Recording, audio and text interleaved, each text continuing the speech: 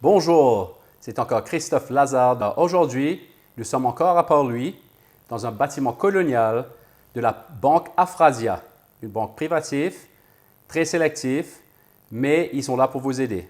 Alors, j'ai avec moi aujourd'hui Valérie Lincoln, responsable, et elle va passer un peu sur la banque et la manière que la banque travaille, les prêts et les taux, etc.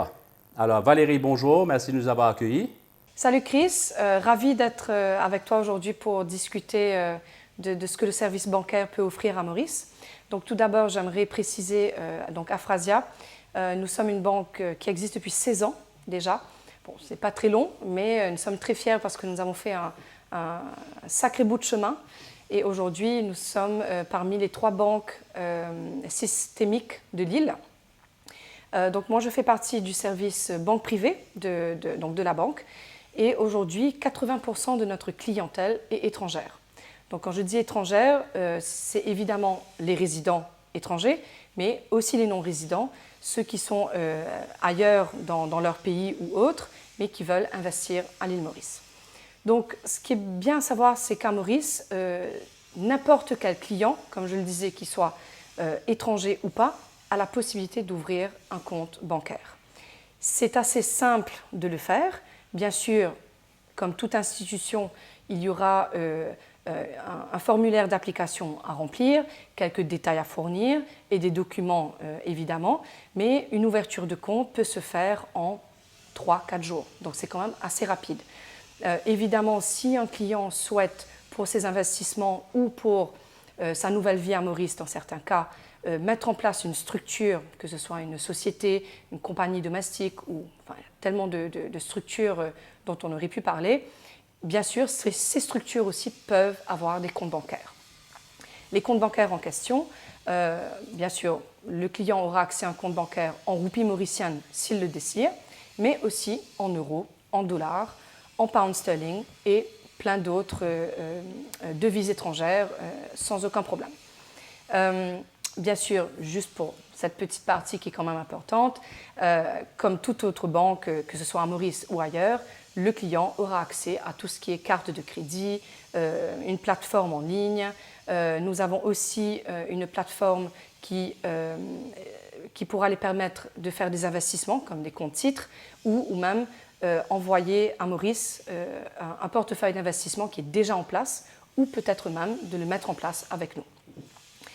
Aujourd'hui, donc pour venir un peu à ce qui intéresse Sotheby's et vos clients, nous accompagnons énormément de clients sur leurs investissements dans l'immobilier à Maurice. Chaque client, tout comme il a la possibilité d'ouvrir un compte bancaire, il peut aussi contracter un prêt. Les prêts bancaires pour financer un bien immobilier peuvent se faire pareillement, donc en roupies mauriciennes, en dollars, en euros et même en certaines autres devises étrangères, tant que cela a un peu de sens par rapport aux revenus du client, son état financier, financial background. Bref.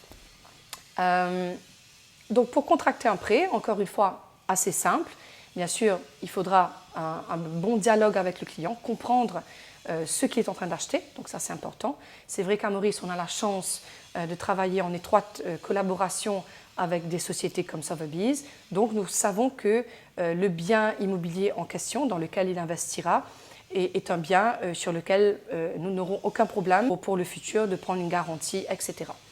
Donc la plupart du temps, nous pouvons financer à hauteur de 70% du montant du bien.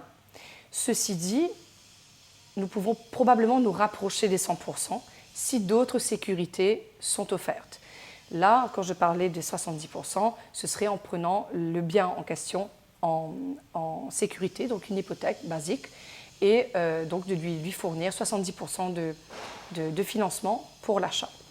Naturellement, cela peut se faire pour un bien déjà construit, mais aussi pour un bien en VFA. Donc, où les appels de fonds seront échelonnés sur, de temps en temps, jusqu'à 24 mois. Donc, il n'y a aucun souci, la banque peut les accompagner pour cela. Dans la plupart du temps, les dossiers, encore une fois, sont assez simples à mettre en place. Bien sûr, tant que le dialogue est fluide et que notre client est en mesure de nous donner les informations qu'on recherche, tout devrait se passer assez simplement.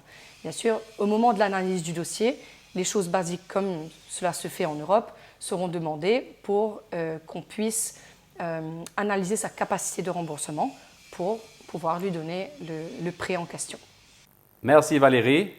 Retrouvez-nous sur le www.sir.mu. À la semaine prochaine.